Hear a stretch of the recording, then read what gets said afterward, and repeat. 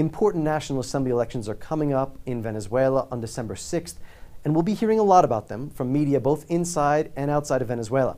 If you listen to the international corporate media on Venezuela, you would probably be under the impression that Venezuela was an undemocratic country run by an authoritarian government which has silenced all voices of dissent and manipulated elections. Even the progressive U.S. presidential candidate Bernie Sanders played into this spin recently when he called late Venezuelan President Hugo Chavez a dead communist dictator. The reality could not be further from the truth, with more than a dozen free and fair referendums and local, regional, and national elections held over the last decade and a half.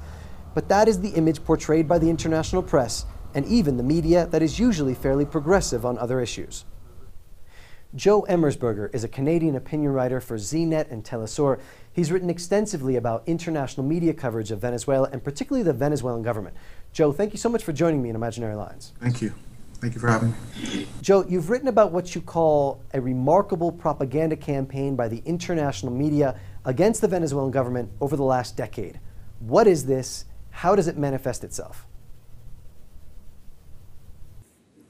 Well, I think the really what makes it so remarkable is, I mean, it would be very easy to pick right-wing media like Fox News and stuff and say, wow, look at how distorted they are and how much they hate a progressive government. But it's really, you have to look at the liberal end, the far liberal end of the spectrum. That's why I focused a lot on the UK Guardian, because they're considered an extremely liberal outlet. I mean, as far as a major corporate outlet goes, that's about as liberal as you get. And they're, you know, I've kind of quantified it at one point. It was at least like well over 80% negative. You know, it was. And, you know, that's at the liberal end, you know. I mean, another example, you know, New York Times editors, you know, they applauded the coup in 2002 that ousted Chavez for 2 days. They applauded that with more enthusiasm than even the Bush administration dared to do. So that's what's remarkable about it. It really shows how over the whole spectrum, it's just one-way traffic. It's just totally against the Venezuelan government, has been for, you know, well over a decade.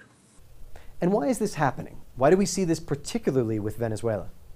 Well, I think main factors. It's an independent government. It has huge oil revenues, which give it that potential for being very independent. You know, as somebody pointed out, other people have pointed out. You know, consider the main U.S. adversaries: Russia, Iran, Venezuela. I mean, what do they all have in common, right? I mean, they're all major oil exporters. You know, it's no coincidence. You know, with that oil exports comes the potential for independence, and the United States cannot abide independence. You know,